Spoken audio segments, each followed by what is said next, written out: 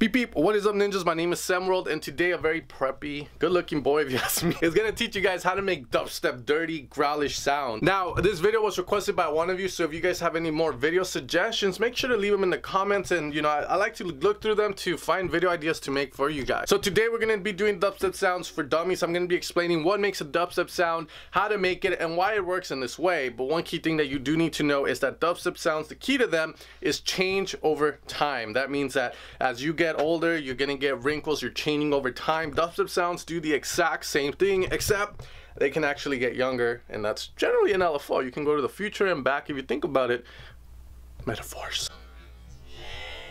Alright ninjas, so we are here inside of Serum. Now if you're a new dubstep sound designer or a new producer looking to get it into dubstep sound design, the key thing again is change over time. Now the reason we're using Serum is because it's the more popular choice to have. The reason for it is because the LFO is very flexible. You can take it, you can make it yours, you know, in any way you want, if you know what I'm saying. So you can make the LFO be shaped any way you want.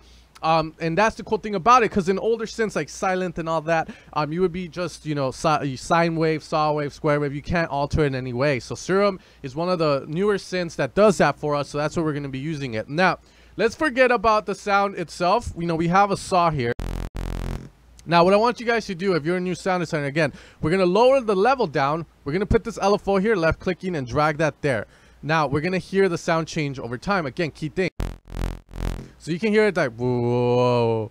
Whenever you hear a sound changes like wah or like wow, then remember, change over time. That's the important thing. You got to find out what dubstep producers were changing over time to achieve that sound. But today I'm going to give you guys the basics, and I'm going to kind of give you guys a little bit of an advanced thing so that you guys can take it a step further if you set your mind to it. All right guys, so the first thing we need to get to know is the LFO, which is going to be, again, a dubstep producer's best friend, lover, very flexible.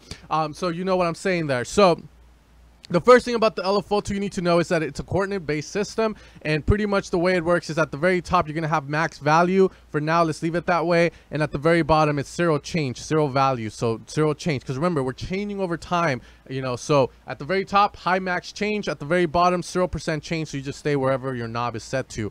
Okay, with that being said, you can add coordinate points wherever you want, and the moment you do, you're going to see these kind of non-highlighted points pop up. This controls the slope, and this is going to allow you to do really cool things like, you know, add more girth to the sound at that exact moment, or give it more of a rounded feature, you know, because I love rounded chicks and shit. But you get my point. We can do so much with it. Now the other thing that a lot of people don't know about the LFO is that when you hold shift and click, you can start making these kind of square like kind of patterns here. Now these are useful for modular type stuff. They're not that useful for dubstep unless you're doing like kind of type of sounds. But again, you know, it's good to know. It's the LFO is your lover, very flexible. I can't stress that enough. You know, you guys know why you meet a flexible girl, you know what's up. Same thing, that's why we love the LFO. It's just, you can just shape it in so many ways and take it. But yeah, you know, very simple there. Now let's go here into a folder and put a flat zero. Now with that out of the way guys, you know, let's give our sound some girth here and put that here. So there we have the sound. Now the cool thing about the LFO is that there are three features inside of this LFO inside of Serum. The first one is the trig mode, which always starts the LFO at the beginning, and then when it's off, it starts it wherever you left off. So of course, if we're making a sound that we want it to always be strong when it starts, always starts the modulation from the beginning, trig mode is your man. Now the next feature we have is the envelope mode, which is one of my favorite modes. Envelope mode is going to make it so the LFO goes once and it doesn't repeat. And there we go. Now, the cool thing about envelope mode that a lot of people don't know about is that you can still make it loop. If you right click on a coordinate point there, you can set loop back point here. And when we get there, you can see it's going to loop there. So that's one of the cool features that we find inside of Serum that not a lot of people know about. All right, let's turn this off. Now, moving along, guys, the next features we have that are very important is the rate. That's going to be the speed of the LFO. So with dubstep, guys, you're going to see 1 bar, half bar, 8 bar. And this is modulable because once we go and shape this sound into something cool, you're going to see how it kind of helps, and you can modulate that so you can get the results you want in your track. The next thing we have is the rise. Now, the rise is a cool little feature because it kind of eases into it. You know, we're not going to go straight up and go for the booty hole with no loop. Nah, we're just going to, you know, we're going to ease into it. So with the rise, let's say that we want this to do at 1/8. It's going to slowly bring that LFO. There it goes, there it goes, it goes. So it kind of increases the modulation for you. Very simple, and it's very useful for other styles of sound design, but in dubstep sound design, I have not found a good use for it. Now, the next best friend here is the delay. When you're making complex sequences, and I've made a video of this called How to Make Ultimate Synth Fills, it comes really in handy. And the way you're going to use it, guys, is if you want to delay this LFO, let's say, and then you want this LFO to kick in, then that's what we're going to do. For instance, we have both LFOs on the same level. Let's say LFO 2 is my, you know, I want it to come in after my first LFO is done, aka using envelope mode because I want it to stop. Then this is what's going to happen. Check it out. Delay. Let's delay it by whatever speed this is, which is 1/8. Let's move that to 1/4 there. And let's put this at 1/4 and delay that by 1/4 here. What's going to happen is LFO 1's going to do its thing, put it in envelope, and then envelope 2 is going to start. Check it out. So that's how that delay is useful, and it's going to allow you to do very complex patches. If you guys have ever bought any presets from the top sound design companies for dubstep, you know, for any style, and you've seen these type of complex sequences inside of Serum, this is how we do that, okay? And we're going to talk a little bit about that in this video. With that being said, guys, you know, that's going to be, you know, the rise delay, and then the smooth just smooths it out. If you have it at 100%, it's doing nothing, and as you ease in, you're just smoothing it out. Let's say you go haywire. And this is just for people that tend to go just haywire with the LFO modulation. With that said, guys, those are going to be the more important features inside of the LFO tool that I want you guys to worry about for now. We do have trip and dot, and this has just to do with the speed of this. You can, you know, get speeds in between 1/8 and 1/16, which would be 1/12, to kind of get more swinging style of rates there. But don't worry much about them for now if you're a beginner, especially because, you know, they're just going to confuse you a lot more. With that being said, guys, the LFO is going to be your best friend, and let's get straight into making some sound. So remember, change over time is the key. And I'm going to keep repeating this throughout this video because dubstep sound design is all about change over time. So let's grab a wavetable. Now, a wavetable is going to be like a sound that got changed over time. Again, change over time. And with the wavetable position, you get to decide where at in the change are you at. You know, let's say you're looking at this wavetable is, you know, it was born here and then it died over here. You get to decide where in the life of that wavetable do you want it to play.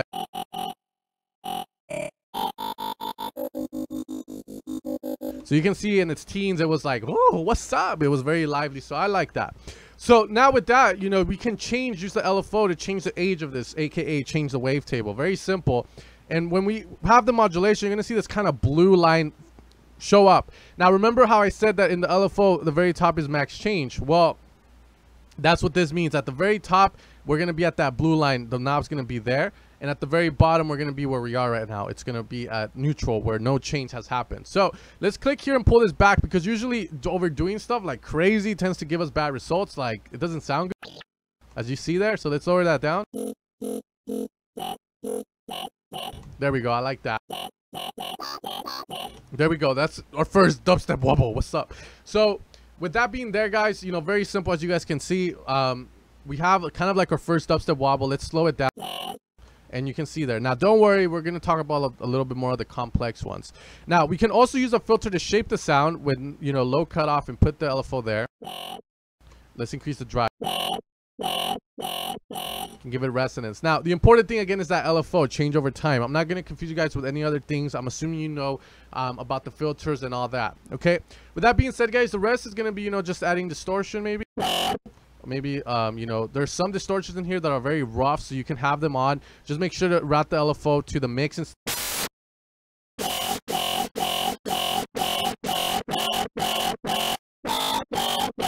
as you can see there. But remember, the key thing is change over time, guys. Now, here we have just a very standard sound. Let's add OTT. We do that by turning on the multiband and pulling the threshold back. And we have a standard sound. Now, what's going to change this? How do we make this into more of a dubstep sound? You guys know, one, we can slow it down and we get that, or two, we can make the, you know, this be a little bit more complex. Like, let's, you know, let's add more dots here, as you know, we already know how. And let's just do this here. Let's try this.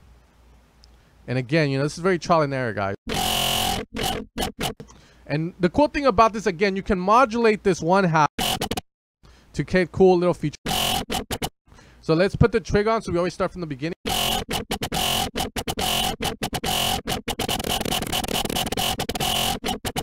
So very simple there. And one of the key things, guys, remember envelope mode, we can always loop it back. Let's say we want the initial hit, but then after that we want this to then let's just, you know, go here, envelope mode, right click here and set loop back point here. Okay.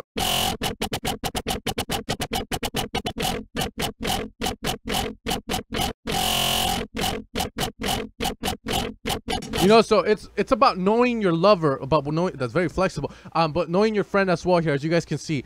So with that there, guys, you know, let's bring all of this together. Now, other ways that we can make nice dubstep sounds is doing FM synthesis. And you know, this is where I'm gonna leave it. You know, so the way FM works is we're gonna have, let's say, oscillator B without any volume, because it's gonna be more of an influencer. It's gonna influence oscillator A's FM. We go FM from B here, and now we can slowly add this in.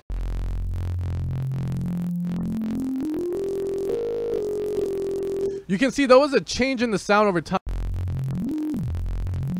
And as you're making your dubstep sound, you want to do certain things like this to see, is that going to change the sound anyway? And if it doesn't, then, you know, try different. And if you like it, then you put an LFO on it and mimic what you just. You know, why don't we lower this down an octave?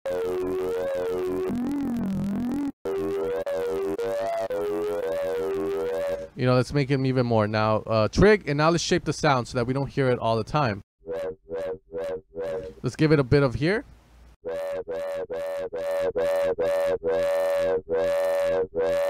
So maybe a little bit more. You know, maybe you like that, maybe you don't. If you don't, then pick another wavetable. There we go. That sounds a little bit more what we want to go for. So from there, you know, let's, you know, set up this modulation. Let's shape the sound what we want it to do. So let's just go maybe here. We'll do something like this. Let's activate envelope so we make it a little bit more complex. And then let's do some really crazy modulations here by making this very fast repeat with trig on. And let's make the delay be a half bar long there. So half. And here we're gonna make.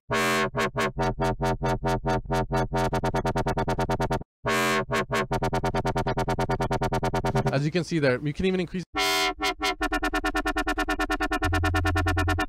We're also gonna add this to our sub level there.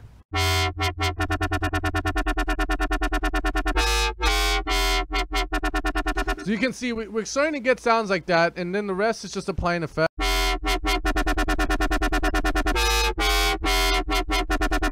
So it's totally up to you. Let's add multi-band there.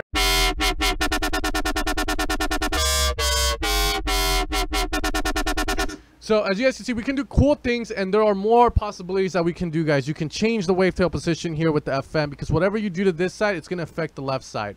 And again, it's all about moving knobs and seeing, oh, this kind of sounded cool when I moved it like that. Let me put an LFO on that to get that effect. You know, so you start making cool little sounds like that. Now, the last thing I want to leave you guys, there's two things. First off, mess around with the comb filters and the flanges, because that's how a lot of the modern sounds are being made right now. You know, you guys will recognize.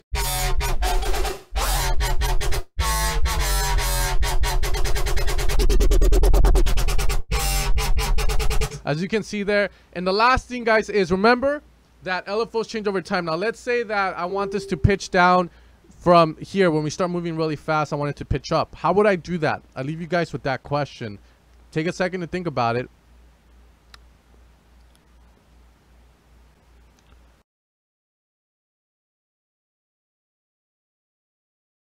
Okay, so if we remember what we did, LFO 1 is going to play for half a bar, then LFO 2 starts.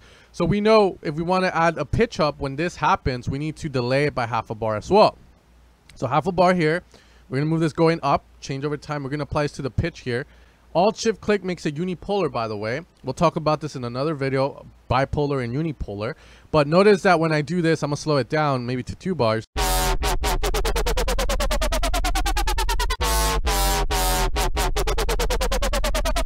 And you can add that. So your imagination is going to be the limit, guys. Sound design is very simple. Yeah, you have to understand certain things, but once you have it nailed down and you're very comfortable with it, if you think of a sound, how can I make that sound, you know, dissect it down, what's changing over time in dubstep, what wavetable that they pick. What wavetable are they changing? What type of distortion? With that, I leave it to you guys. If you guys enjoyed this video on dubstep for beginners, I guess, for the modern producer, I don't know, make sure to hit a like, leave a comment below on suggestions you guys might have for future tutorials, and I hope this video helps a lot of you guys out that are looking into getting into dubstep sound design. All right, ninjas, you guys take care. Remember, LFO is very flexible and Mr. Love it. And you guys have an amazing day. Peace out. I can take it. Get away from me. I can take it.